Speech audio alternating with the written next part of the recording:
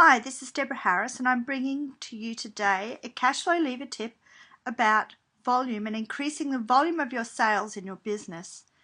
Now, volume is part of the revenue lever set, meaning by the time you have the price and you multiply it by the number of things you sell or the volume, that's how you derive the revenue for your business. And the revenue minus the costs equals the profit, and the timing of it coming in and out equals your cash flow.